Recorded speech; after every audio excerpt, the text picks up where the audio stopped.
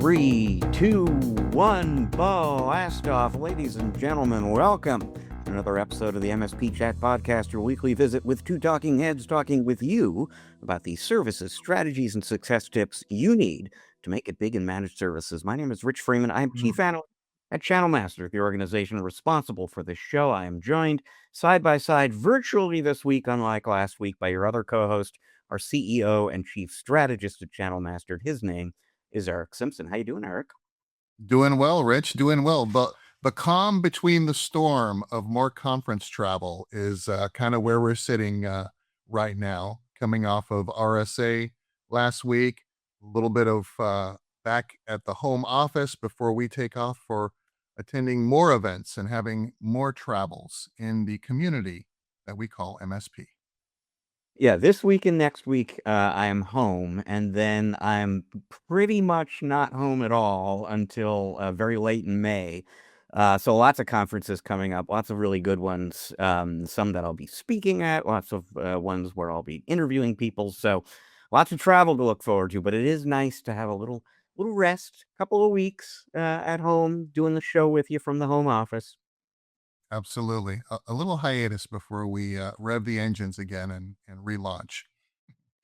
All right. Well, let's dive into our story of the week. It's an interesting one, Eric, and this is one that I will be writing about in the next post on my blog, Channelholic, and it is about the official launch of a new MSP, basically called Treeline. You know, you go back. You and I we're old timers. We go back to the earliest days of managed services. You helped invent managed services.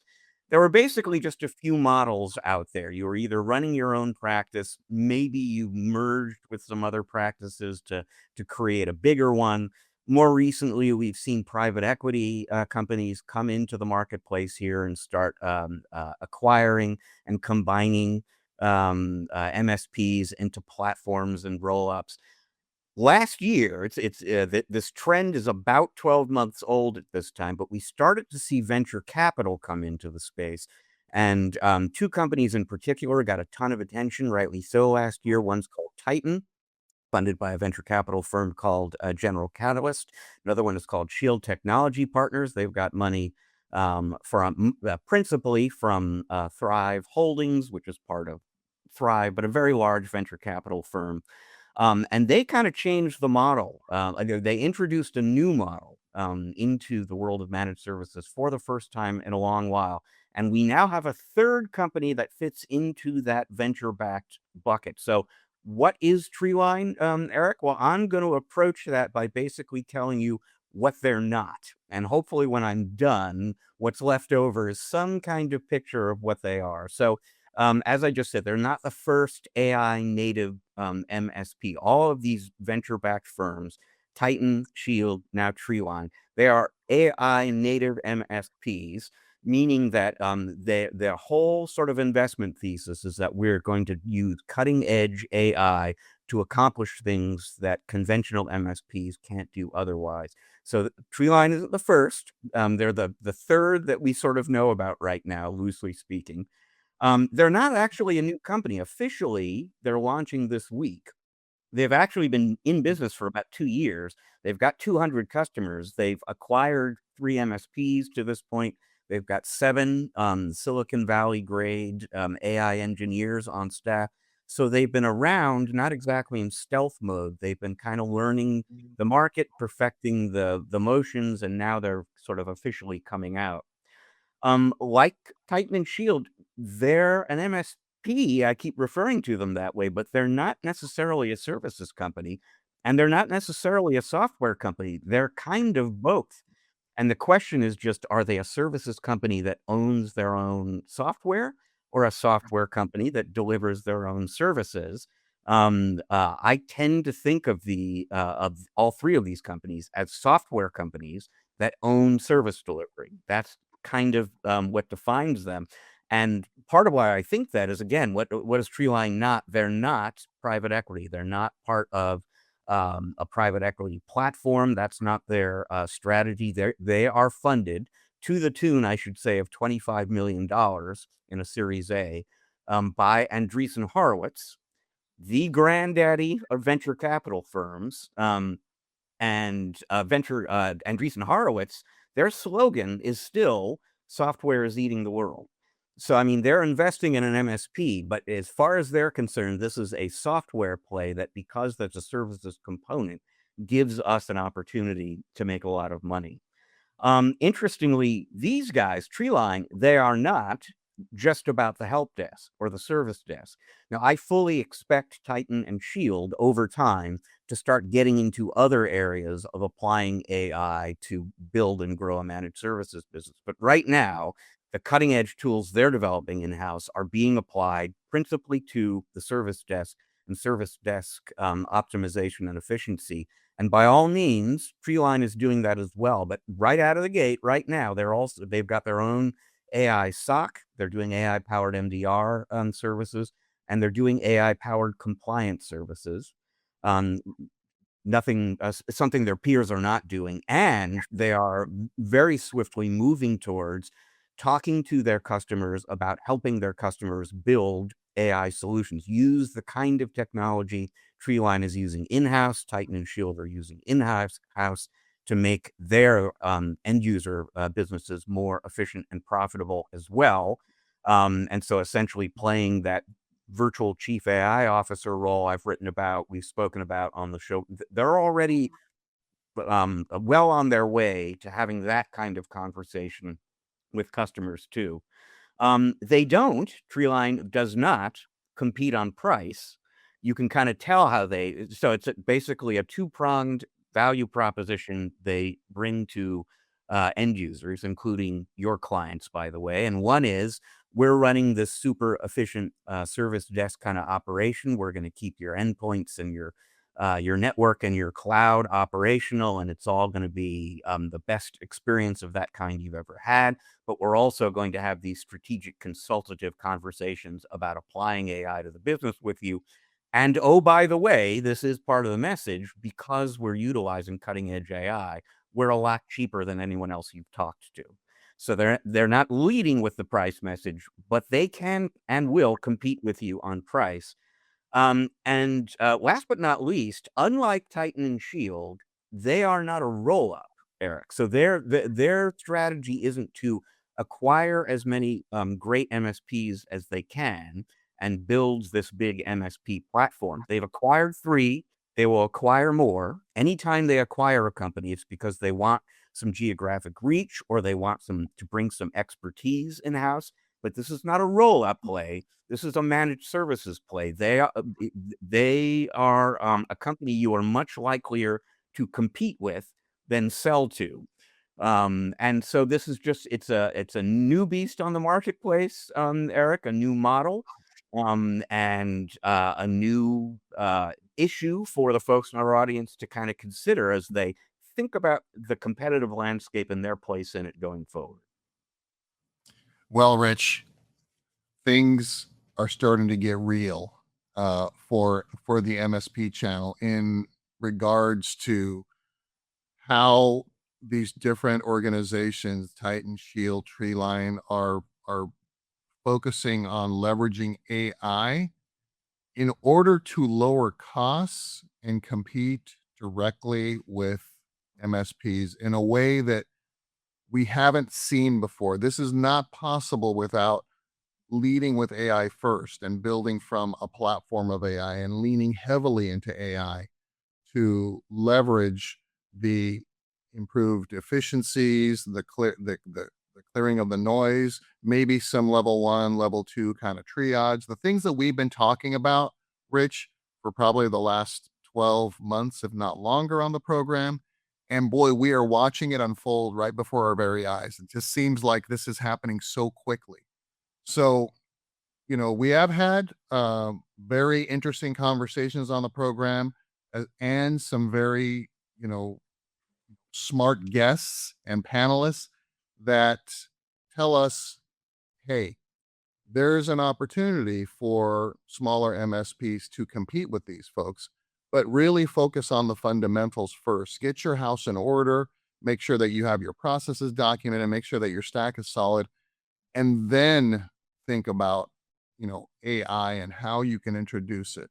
And so this is a very, it could be, it could create a lot of fear, uncertainty, and doubt in the channel, Rich, for some of these smaller MSPs that are thinking, oh my goodness, Walmart just moved in across the street and I'm the retailer, right? Or McDonald's moved in across the street and I'm the local sandwich shop, right?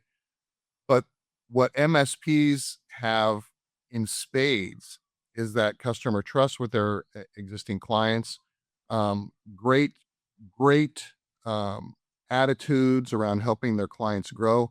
I think it's one of these situations where MSPs have to not freak out about this, but then think very, very logically about how do I become the modernized. We're hearing now version 5, MSP 5.0. I think I missed 2, 3, and 4 somewhere in there, Rich. Maybe missed 3 and 4, but now I'm hearing 5.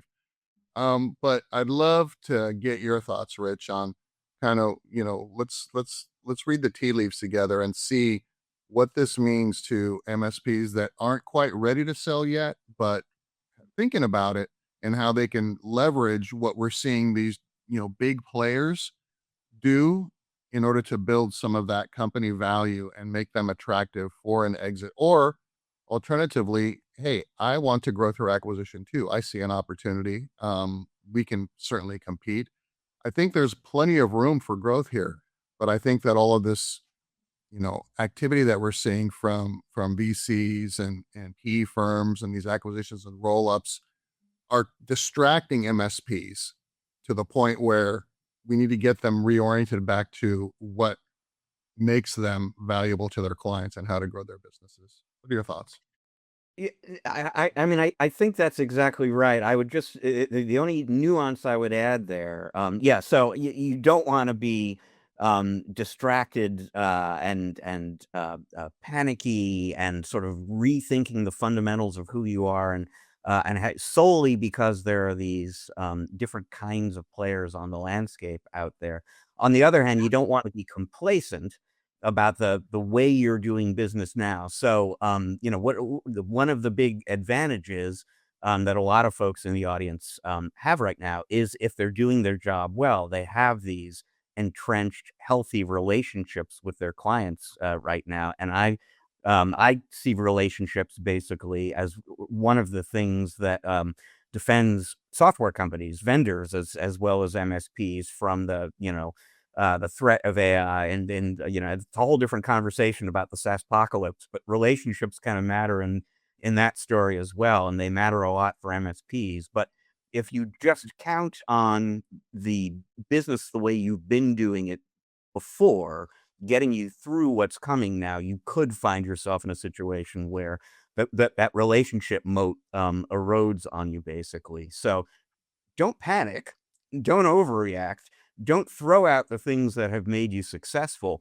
but do think about what your customer base is going to want from a service provider like you going forward, and set a deliberate strategy, an intelligent, road mapped strategy for getting there so that you can compete with these companies. In Treeline's case specifically, they've acquired 3 MSPs. I mean, their geographic reach right now is relatively limited, and this is still true for the most part. I don't know the latest numbers on how many companies Titan and Shield have acquired, but the geographic reach relatively limited right now. So they're not necessarily an imminent threat to you in your market right now. But they are companies like that, or companies like that will be coming along to your market at some point down the road.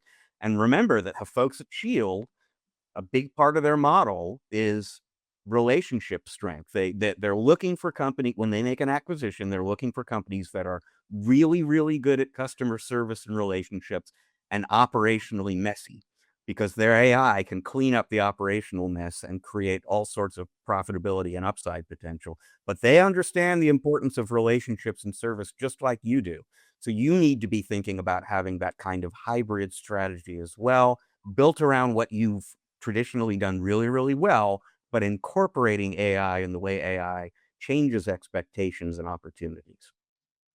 Yeah, I agree, Rich. It's we've all heard the adage, evolve or die. I don't know if it's that evolve or erode or lose relevance, right? And lose market share. So evolving thoughtfully, applying, just best practices, getting the core business where it needs to be from a net revenue retention perspective, from a strategic growth perspective, and then, maybe pivoting to electing a role within the organization that's more of a customer success role, where this is something that we're seeing more and more, Rich, of MSPs that have been in the channel for a while and are evolving and are seeing this role being, it's not a sales role, it's not really a QBR role, but it's one of those roles where you are intentionally reaching out and having conversations with clients just to make sure that they're getting the most out of the solutions that you're delivering to them, as well as understanding what their pains and challenges are and feeding that back to the folks internally that manage those sales motions and those QBRs, so they can dig deeper and make sure that we're delighting our clients and retaining those clients over time. That's a big KPI that we're starting to track more thoughtfully now, in the age of MSP M&A, is, net revenue retention, but also, client churn and employee churn and things like that. So some of these basic fundamentals, should be squared away. Then introducing AI to lower your cost of operation. And I'm not a big proponent, Rich, of like competing on price at all. But at the end of the day, if you can be a little bit more efficient and still make your target profit margins, you will be more competitive in your pricing model against other folks. It's not a race to the bottom, but at the end of the day, if it's a difference between, a couple of bucks per user per month that's stopping you from winning business, kind of analyze that and say, well, how much efficiency can we gain through, applying AI in a thoughtful manner to see how that reduces our internal costs so that we can be a little bit more competitive when we need to sharpen our pencil. And I would say that's a reason to be serious about AI service desk automation software right now. Absolutely, in terms of remaining competitive from a price standpoint. Another good reason, though, is the excellent point you made a moment ago about investing in customer success. Because one of the things that we are seeing in the industry now, mostly from larger MSPs, is they are incorporating AI service desk automation, and then they are reassigning the technicians and the service dispatchers and so on who were doing that kind of work before, that the AI software is doing now, to customer success. And what that does is enable you to strengthen and maintain those customer relationships we were just talking about, that are a big part of what are going to insulate you from the threat of these venture and PE-backed newcomers. So plenty of good reasons to be thinking about, in a thoughtful way, about a hybrid kind of model where we're going to capitalize on AI to the maximum extent possible, while continuing to do business in the way that's made us successful to this point. Yeah, and that customer success role is definitely a big driver of growing existing client revenues, because we're having more thoughtful conversations with these clients and understanding them, and their goals and their vision in a way that just kind of traditional, annual or biannual or maybe even quarterly QBRs, it doesn't impact every single client. So customer success, prioritizes who we engage with. But again, we're trying to touch every single client on a regular basis, where sometimes with QBRs and strategic business reviews, we just don't do it with every client, Rich. So, to the extent that there are going to be some very well-funded companies talking to your current or potential clients, the importance of having a good, solid, clear message and value proposition when you're talking to current and potential clients could not be more important. And Eric, that's my best shot at a segue to your tip of the week. Good job, Rich. Good job. So, Rich, we know that today's MSP market is much more competitive than it was, when I was operating my MSP, 20 years ago. So aging myself now pretty deeply here. Um, and so what is the most important thing that an MSP can do to make sure that we win business against our competitors, setting aside kind of operational efficiency and lowering our internal costs so we can compete more directly head to head when we need to on price. Again, not recommended, because if we really understand our value proposition and we can communicate that value proposition to our prospects and reinforce that value proposition to our existing clients, that's what creates the flywheel of folks that want to engage with you against someone else who may be competing, but just doesn't have that unique value proposition nailed down. Maybe they're not, maybe they're working outside their ideal client, target profile kind of a thing. So, what really helps close more sales and grow more revenue, Rich, are making sure that we can communicate clearly what our value proposition is in an MSP, what we do, and how we do it, and why it matters to that prospect or client. We talk a lot, Rich, on the program about positioning ourselves to deliver business outcomes rather than technology outcomes or reselling hardware and things like that. This is really, I think, the crux of what delays or what extends sales cycles, and what allows prospects to consider other competitors when they're having a conversation with you. I've been in many sales situations in my career, Rich, where it was clearly evident that I've done a great job in doing just that, simplifying my core message, um, and delivering that clearly and from a business outcome perspective. I immediately saw an improvement when we started switching from, hey, here's everything that we do for you and here's what it costs, to tell me a little bit about what your biggest challenges are. What are your biggest pain points? What keeps you up at night? Right. And here's how we're going to help you. And what are your goals? What are you looking at 3 years, 5 years from now? Start thinking that way more strategically. And of course, when we talk about service desk and patching and updating solutions, software, asset management, helping users, maintain business continuity so they can do the only thing they can do for your business. Of course, we do all that stuff. But the reason, Rich, why our clients work with us is because this is how we help them achieve their business growth goals from a strategic perspective. So, switching that up, delivering that value proposition. Tip number one, simplify the core message so it directly impacts how the business owner or the leader or the business unit leader, whoever it is that you're engaging with, understand what their core needs and pains are. And sometimes you have to shift that message and you have to qualify a little bit better and do your research before you get on these sales appointments. The worst thing you can do, Rich, is show up to a new sales appointment and say, "Oh, well, it's great. Thanks for taking time to talk with me. So why don't you guys tell me what you do here?" That is the deal killer right there. If you don't come prepared and understand where that company's origins came from, get into the history of the company, express, how, what your knowledge is of that, and then ask questions based upon that journey and what's next.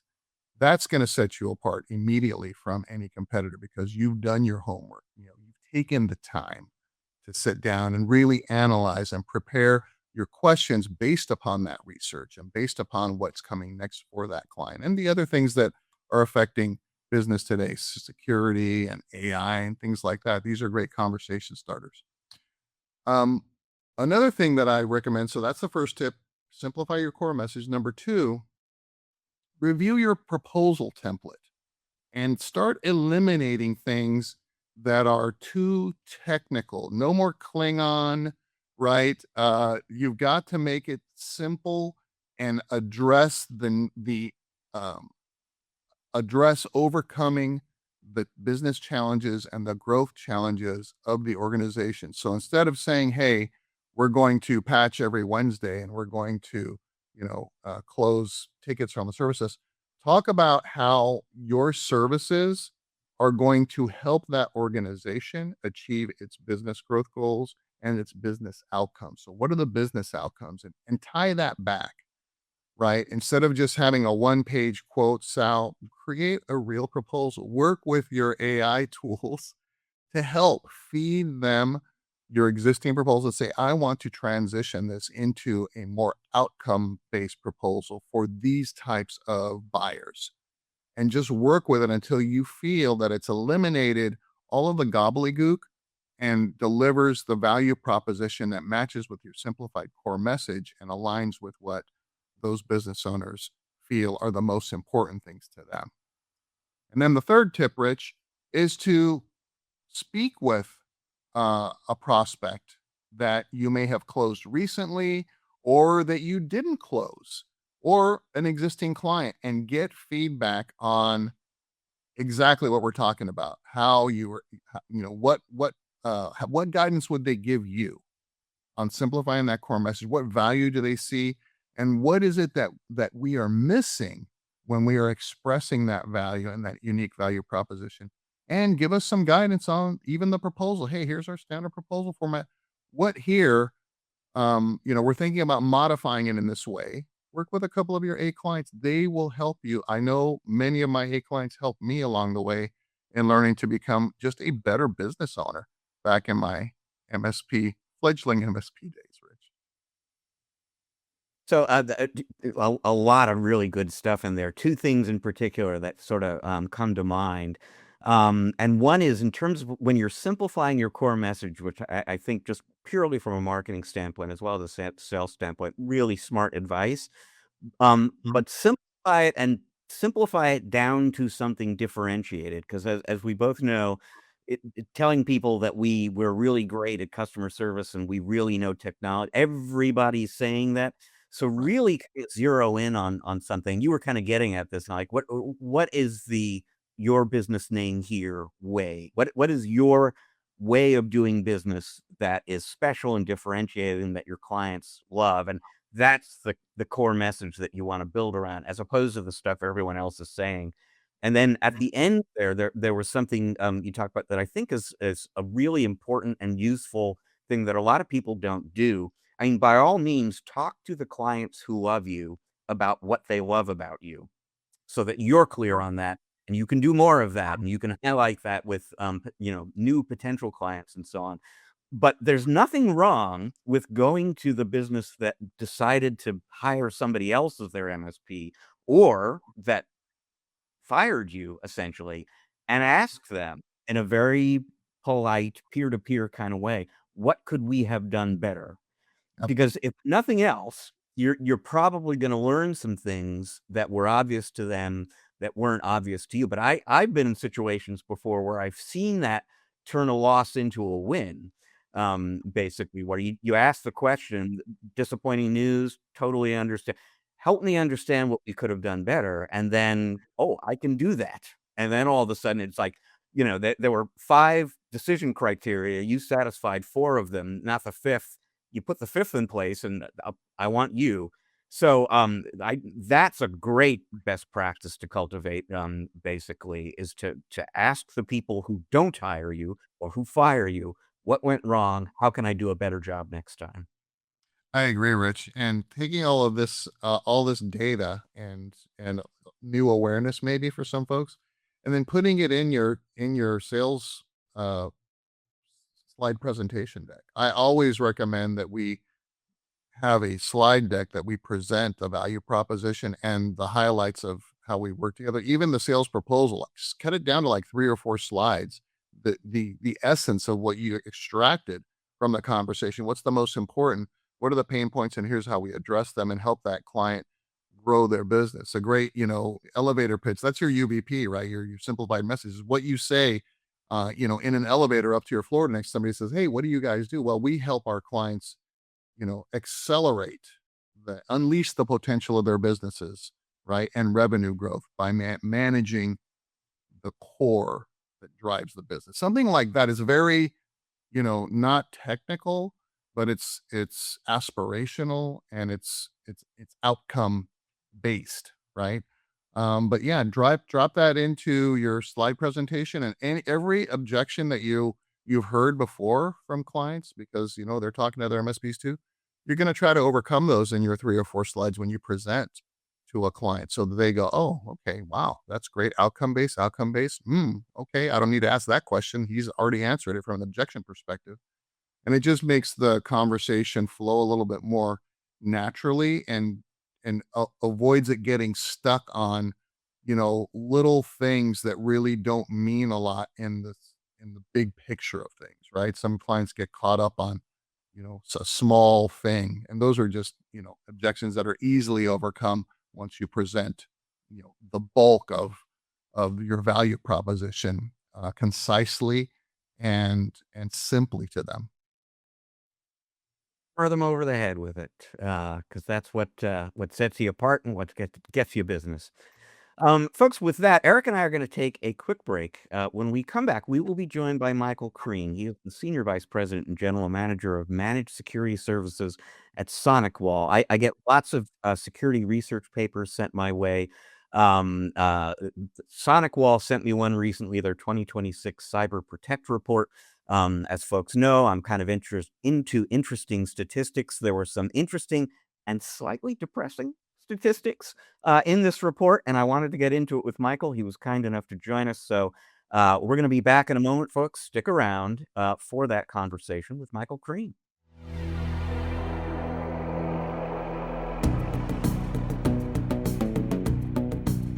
And welcome back to part two of this episode of the MSP Chat Podcast, our spotlight interview segment, where Eric and I are very pleased to be joined by Michael Crean. He is the SVP and General Manager of Managed Security Services at SonicWall, and he is joining us as we record this on the very day that SonicWall just published its 2026 Cyber Protect Report.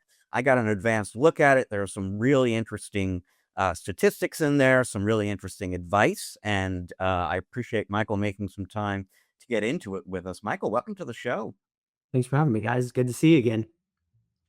So I have known you since you were at Solutions Granted, a company acquired by SonicWall that a lot of folks in our audience will be familiar with. But for anyone out there in that audience who doesn't know you, I'm going to assume they know all about SonicWall. But tell folks a little bit about yourself and about the group you lead within SonicWall. So 9-year United States Army combat veteran, got out, started my own business, ran it for 22 years, kind of morphed into being the MSSP for MSPs. I was acquired by SonicWall 2.5 years ago, and now we're still doing the same thing that we did as Solutions Granted, just on a much bigger scale. So providing the MDR services, the SOC, and Security Operations Center, and being the protector to the protectors and keeping MSPs safe and allowing them and their customers to sleep peacefully at night. Okay. Well, like I said, you folks sent me an advanced look at the report. I started diving into there. That a lot of the report is dedicated to what you guys refer to as the 7 deadly sins of security. That's going to be an interesting conversation because if any of those 7 deadly rules surprises anyone in the audience, that's bad news. And yet, there's a ton of evidence in the report that people are neglecting these 7 supposedly basic things. But there were some statistics in there that immediately grabbed my attention. And I'm going to start with one. It was the first one that I looked at and thought, holy cow, could this be right? And you guys have found that automated bots generate over 36,000 vulnerability scans per second, making up more than half of all internet traffic as they probe every public website for simple flaws. Over 50% of internet traffic is attackers basically probing for weaknesses in public websites. That is incredible. From a SonicWall point of view, from your point of view, what is significant or interesting about that finding? I think the interesting part to that finding is that, I think we believe that the threat adversaries are becoming more mature, they're becoming better, they're getting really high sophistication, and they're doing all of these really great things. But when you think about that many attacks per second or that many scans per second, this is a spray and pray. They're looking for a moment of opportunity. They're looking for something that presents itself with weakness. And when you can automate this and you can go that fast using AI, using the scripting, using this as a service type opportunity, it really does change how quickly they're able to start taking advantage of people all over the world.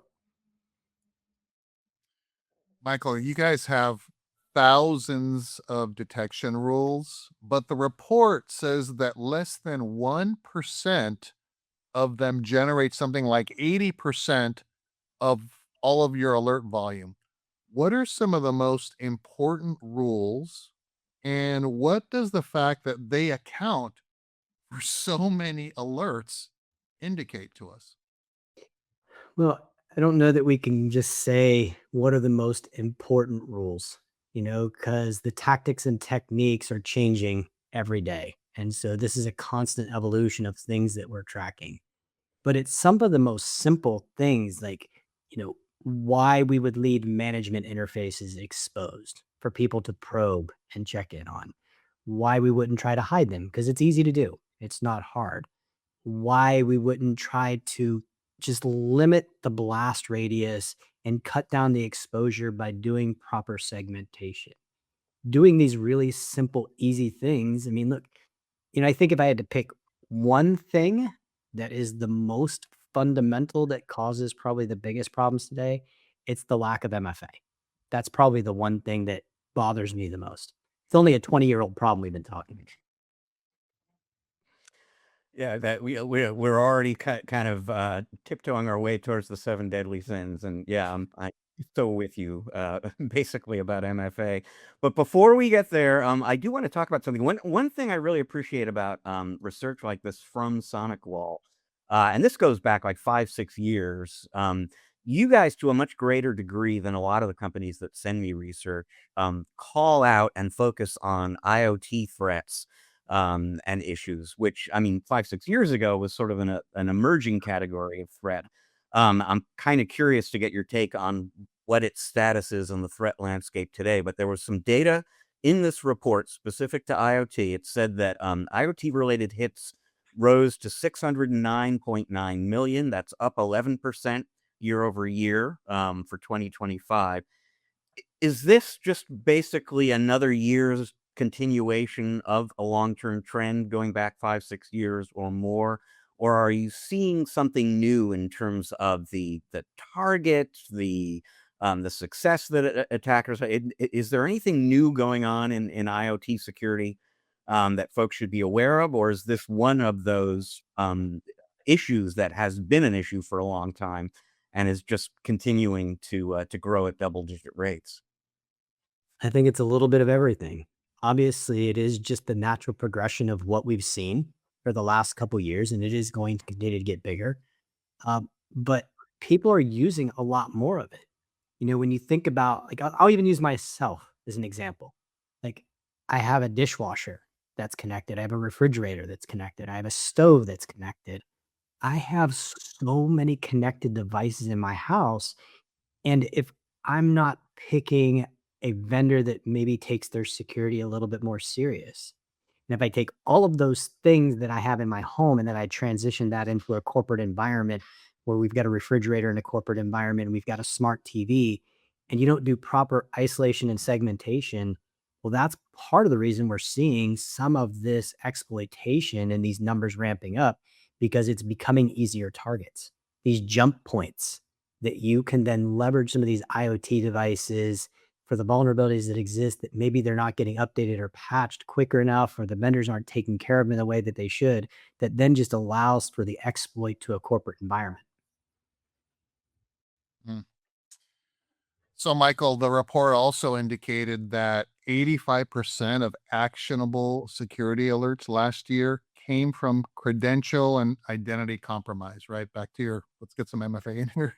Yeah. And that it takes 102 days on average to patch identity vulnerabilities in the financial services industry. So, what's the lesson for verticals specific to the ones that MSPs support? I mean, across all verticals, what are you seeing? I mean, the lesson here is the fundamentals matter. It is truly what we're talking about here. Like, some of this business email compromise, identity compromise, the vast majority of it is defensible. It's the idea, if the bear is chasing a group of people, just don't be the slowest kid. Don't let that be you. And that's what we're seeing right now. The people that are doing it well, the ones that are using good MFA, putting conditional access in place, thinking about the policies, using least privilege, trying to use a SASE or ZTNA to really put their defenses first, they're the ones that are surviving right now. Everybody else is, I don't know why, but we seem to have forgotten the priorities of what we should be doing and how we should be doing it when we used to defend what was in our physical infrastructure. Now that we're in the cloud, we bumped our head a little bit and lost our way. 102 days on average to patch identity vulnerabilities in financial services. You should be using MFA, and your client should be using MFA everywhere they can, obviously, folks. But at an absolute minimum, go right now to every banking and investment account that you have and enable MFA, because my goodness, I 4 mean, months. even more than that, Rich, think about like your personal email accounts. Like how many people, like we saw it recently, like what just happened recently with a government official and their personal email being attacked. I mean, this is common behavior. If somebody really wants to get at me, well, maybe they don't take the attack of me and they take the attack of my mom. My mom isn't as security savvy. Maybe she's not running her updates. That's shame on me. I should teach my mom better. Maybe she's not using MFA in all of those places, but her compromise could lead to me. So it isn't necessarily just the direct attack that we think it might be. Not to pick on my mom because I love her to death and I think she's doing a pretty good job, but if she's not, that's my fault. Well, you took the hit on that one, so you were, yeah, you're good, Michael. Yeah. If your mom was security savvy, she would be amazing. And she is. She's an amazing woman. So we've been kind of hinting at the 7 deadly sins. We should kind of get into that right now. But to set that up, there's a quote in the report that I want to quote. In part, I think because it calls attention to something very legitimate and that I am at least as guilty of anyone of. And so the quote is, "The vast majority of attacks we're investigating are basic fundamentals still being missed.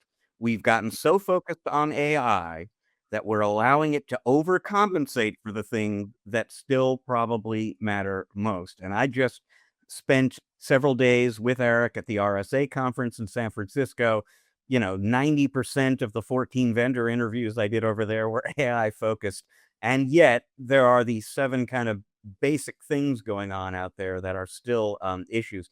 Talk a little bit, just introduce people to the 7 deadly sins concept, and just kind of explain why you sort of think more newfangled issues like AI are maybe getting a little more attention relative to those 7 issues than they should. I think this is something that it's probably not new. We've been experiencing this for a while. It's the technology hype or the new whatever it is that is being produced. It's, whether it's EDR technology, a next gen AV, XDR technology, AI, we get wrapped around the shiny penny. I know we don't make pennies anymore because it's too expensive to make them and they're not worth what they're being made for. But it's that idea that we see it and we stop and we lose the focus on everything that's going on around us. So the first one you brought up, ignoring fundamentals. Like, look, we could have all of the, I call it the high speed, low drag, amazing technology that's backed with all of this awesomeness of AI out there. But if you're not patching your systems, what did it do? If you have excessive admin privileges and you really don't need it, your users don't need the admin privileges, they just need to be a basic user. What are we doing that allows the really great piece of the fundamentals of what we're doing that are being ignored? And how is AI helping us? Because it can't. It can't really save us from the thing that we're just allowing to happen to ourselves. Rich, did you just use the term newfangled on the podcast? I don't think I've heard that one on the pod yet, but points for you. Just calling it out.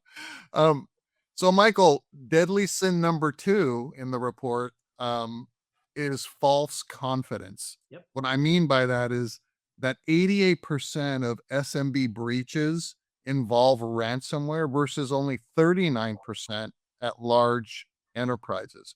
So what does that tell you about false confidence at the SMB level, specifically with respect to ransomware? And what are SMBs and their MSPs failing to do that they should be? I think first it almost starts with we're too small. We don't have any information that's worth anything to anyone. Why would somebody want to target us? You know, or overestimating the controls that you have in place because somebody sold you. I'm going to use the word again. Let's just go with it. That newfangled thing.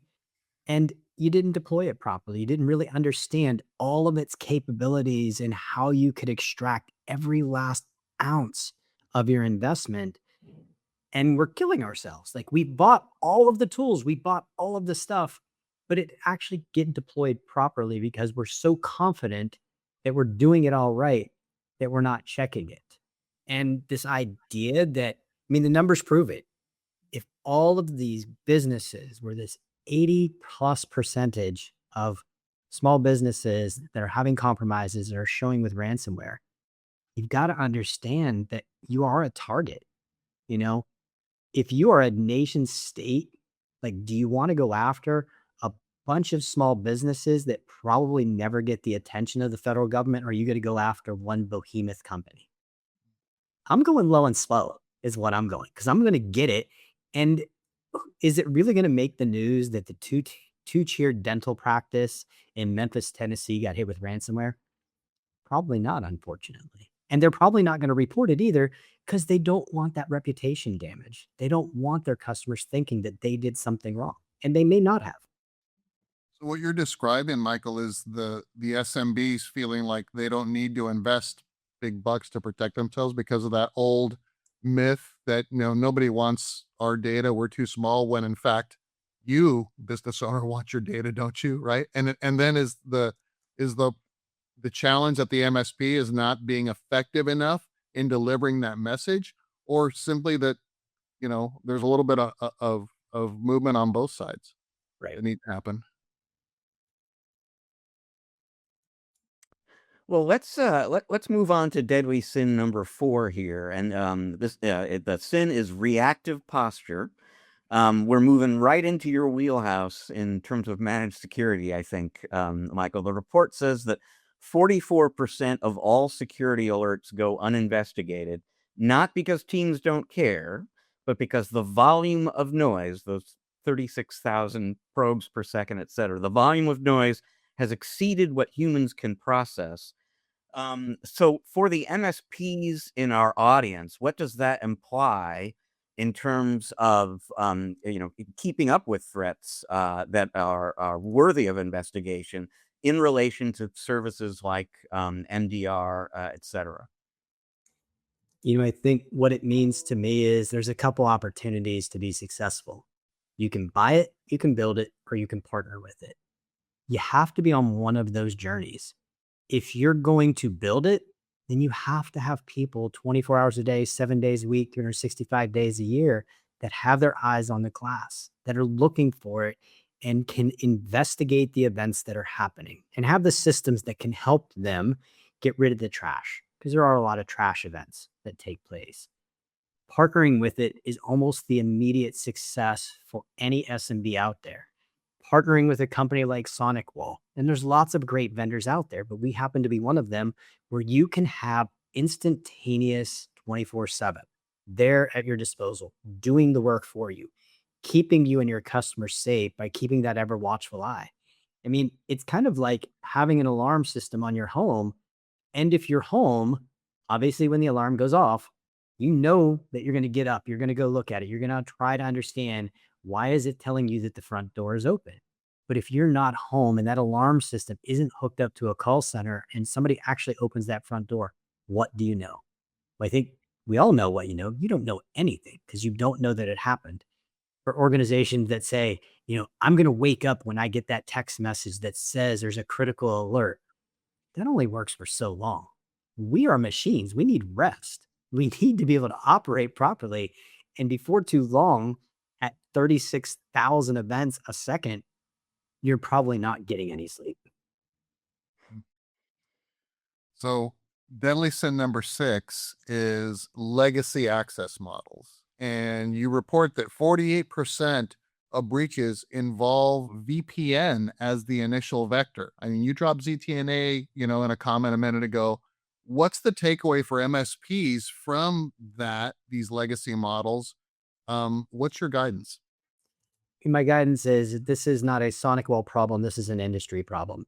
SSL VPN technologies have been attacked for the last 2 years. They're being attacked faster. They're being attacked more efficiently. They're finding more and more vulnerabilities. It is time for us to put it to bed. Like, how many people go out and buy a new car today and say, I don't want anti-lock brakes? Let's go back to the old way of doing brakes. I don't care about the anti-lock brakes. I don't care about the collision avoidance systems. Why are we doing it this way in our own personal lives when it just comes to us? When we start thinking about the survivability of our businesses and how we're using this connectivity feature, that we're still using a 10-year-old technology. It just doesn't make sense to me. So we highlighted 3 of the 7 deadly sins here, and I don't wanna put you on the spot, and I'll also, just mention to folks that we will link to the report in the show notes, and so I encourage you to go out and get the whole report, read the whole, thing, and it will spell out the 7 deadly sins. But if you happen to have those memorized, can you just kind of, touch briefly on what those 7 deadly sins are? So it's ignoring the fundamentals, false confidence, that overexposed access, reactive security postures, cost-driven security decisions. That one I'm really bothered by, Rich. Reliance on legacy access models and chasing hype over execution. Mm, Go ahead and tell us what is especially bothersome about that one, The sin. cost-driven security decisions. yeah. Um, I was speaking at a conference last week, and I asked everybody in the conference, like, how many people bought a car in the last 18 months? Lots go raise their hands. How many of you bought the cheapest car on the lot in that particular model that you were looking for? Everybody dropped their hands. So why are we so concerned about getting the cheapest thing that we can to secure our data? The thing that drives our businesses, that fuels our economy, that keeps our nation safe. Everything is coming down to, not asking you to buy the most expensive, but why does everything have to be the cheapest when we certainly don't buy the cheapest cars when we're out buying a new one? Blows my mind. It's a great analogy. If you want safety and security, you're going to buy the car that you feel will protect you and your family. Why that doesn't transition into, some of these SMB conversations and mid and enterprise conference. I think it's more prevalent in the enterprise based on your reporting. But yeah, the SMBs, we MSPs have got a lot of heavy lifting to do to keep And these it's our clients. responsibility to educate our customers, to Yeah. tell them, like, but it's my job to educate my mom. I have a particular set of skills, borrowing a line from Liam Neeson. With those set of skills, I should educate people and I should share that information so that that ripple effect is they can go out and tell people and we can all be better together. And so to be clear, and this is, really a question for both of you, the issue here in terms of where the excessive focus on cost is, that's more on the end user side versus the MSP. The MSPs, they understand the importance of getting something good as opposed to getting something cheap. The trick is talking about it with the customer and convincing the customer to think the same way. I personally think it's both. I mean, I've heard, and especially for me, being a CEO and a founder, I've heard so many CEOs and founders of these small MSPs that say, my customer won't pay for that. And my immediate question is, how do you know? Well, I know my customers. Did you try? Well, no, I didn't try yet because I know my customers. So you gave them the answer of no before they could give it to you. Like, that's it's like me looking at my son and saying, "My man, why didn't you just ask me if you could go do that?" "Well, I thought you would say no." "Well, I actually would have said yes. Now you're grounded." Yeah, I think you're spot on, Michael. I think it's, and Rich, we've spoken on the program before about, setting a date and time for your customers to subscribe to at least your minimum required, you know, cybersecurity enhanced bundle in order to remain your client, because the risk is too great for not only that client and their business, but also to the MSPs that serve them. So, it's one of these things where you have to move forward in this direction. And for every new client that an MSP brings on board, they are automatically required to include those set of minimum security standards that you feel are necessary to make sure, like you said earlier, Michael, that the clients and you as the MSP sleep good at night, right? Yeah, and Eric, I think it's not even about what you feel, it's what you know. And it's that confidence that you portray in those conversations and how you can educate people and lead them. Like, I go to my surgeon, like, I need my knee fixed. If he says, I need you to do these 5 things so that I can do my 5 things, and if I don't participate in the journey, I'll bet you the surgeon tells me that the surgery is not going to be successful and you're just going to come back to me again. And will probably tell me if he's a really good surgeon, he's not going to do it. Yeah. The power of the word no. You will not remain my client if you do not pick one of these bundles of services.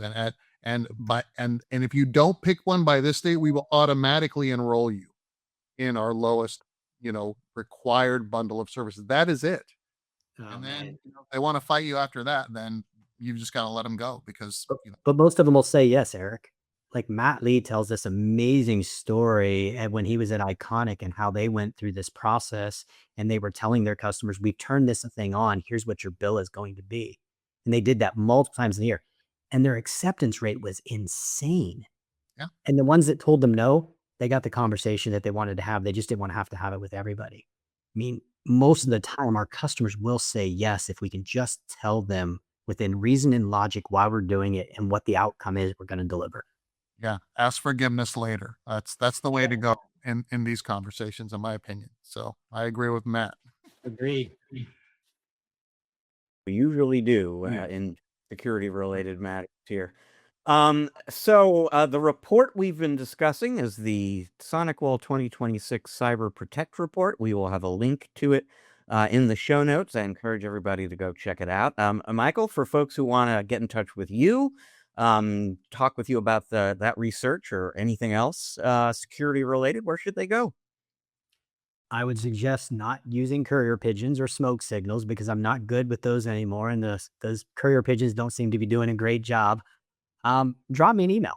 I do my very best to reply to every email that comes to me every day. You can reach me at mcrean@sonicwall.com, or you can just visit us on our website and ask for more information. All right, Michael Crean, SonicWall, thank you so much for joining us on the show. Folks, Eric and I are going to take a quick break now. When we come back on the other side, we're going to share some final thoughts about this very interesting conversation with Michael, have a little fun, wrap up the show, stick around. We're going to be right back.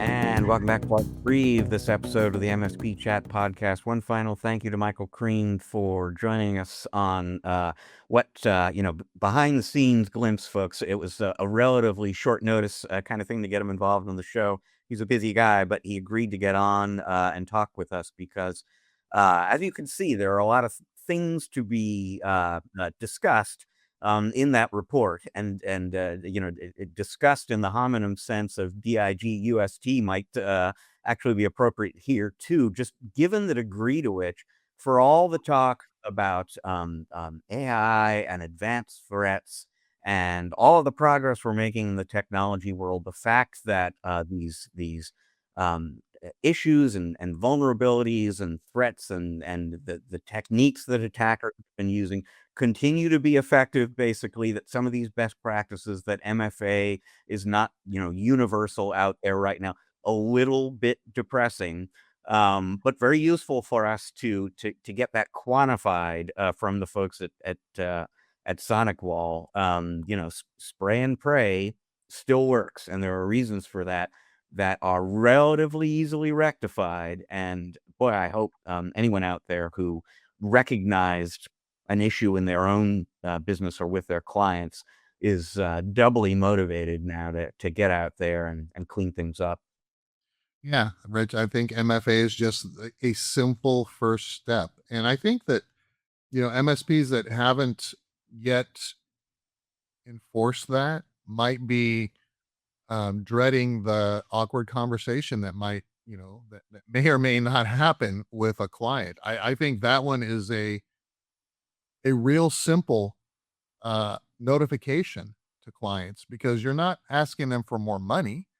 You're not asking them yet to invest in your next bundle of services for cybersecurity or enforcing that, but immediately just some communications in advance, maybe 30 days, because of what we're dealing with in terms of risk here, is saying, letting them know that we're moving forward to implementing multi-factor authentication, and here's what that means for you. I would even shoot a short 2-minute video about it, and just say, hey, here's what we're doing, here's how it's going to work for you guys, here's the reason, and here's what your experience will be like, right? And then give them some examples of logging into some of their applications, and just show them, hey, you've got an authenticator, however you're going to do it, right? Just explain to it, and then just drip that message weekly until the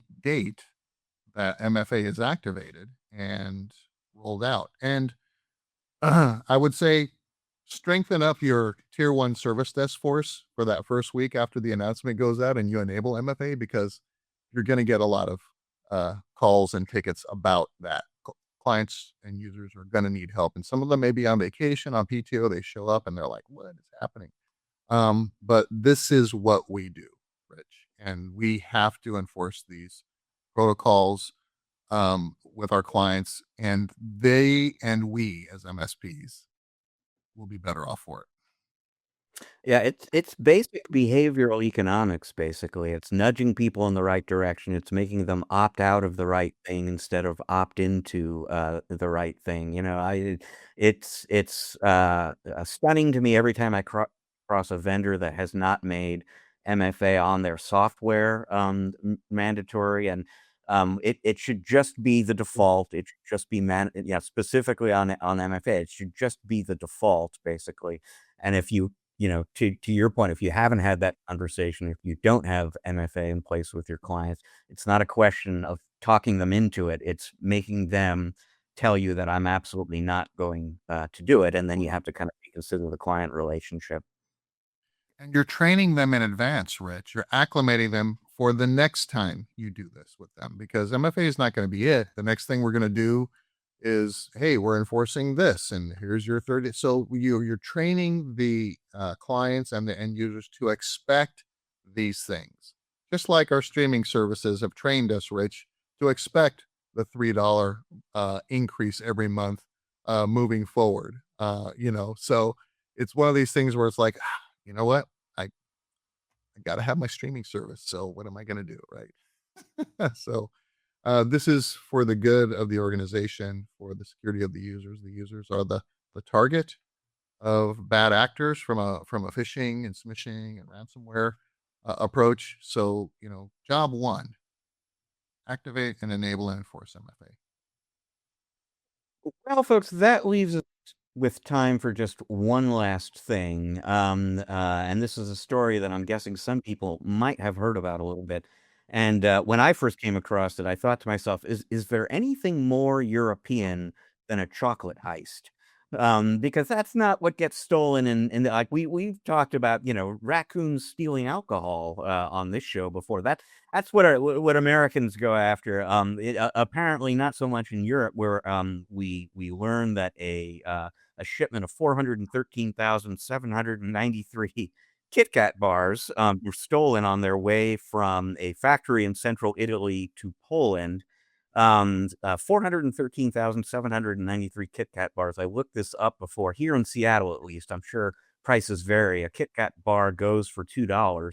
So that's actually, $827,000 or so worth of Kit Kat bars. Not a minor heist. Still interesting that chocolate is what they went after. The other thing that's interesting, or at least fun, if there's any fun about somebody getting robbed of that kind of money, is the fun that people have been having with this story from a marketing standpoint. So the folks at Domino's, for example, posted on social media, we'd like to share our thoughts and condolences with Kit Kat. And then it said, on a completely unrelated note, we're pleased to announce we'll now be selling a new Kit Kat pizza. Charlotte FC, a Major League Soccer club, same kind of thing, thoughts and sympathies. On an unrelated note, we're happy to share we'll be offering roughly 413,000 Kit Kats at Saturday's game. Ryan, a bunch of people have had a little bit of fun with this unfortunate news that has befallen Nestle, the folks who are responsible for the Kit Kat bar, which, just by the by, Eric, is a delicious candy bar. Oh, I know. And I know Nestle's like, give me a break with all these memes and all these jokes. Like you're profiting off of our pain. My question is, how do you fence all these Kit Kat bars, Rich? Like, where do you go? You can't like it's, that would be, I guess maybe we'll have a follow-up and figure out if they identify these Kit Kat thieves, or is it going to be like, a heist at the Louvre where who knows, they dropped a few Kit Kat bars along the way, but we don't really know where they are these days. They got hired by a billionaire who loves Kit Kat bars so much. He said, go steal me 400,000 of them. And yeah, the world will never know who that's sponsorable.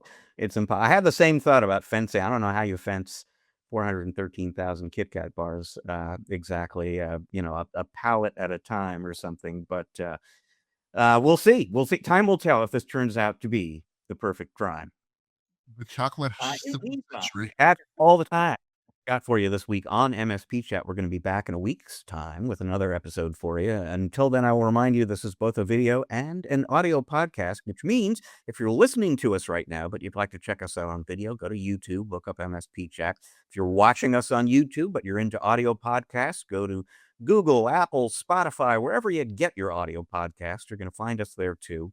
And wherever you find us, please subscribe, rate, review. It's going to help other people discover and enjoy the show just like you do. This show is produced by the great Riley Simpson, part of the team with us here at Channel Mastered, where we work with vendors to help them launch, grow, optimize, perfect MSP channels. You can learn more about all of the services we provide at www.channelmastered.com.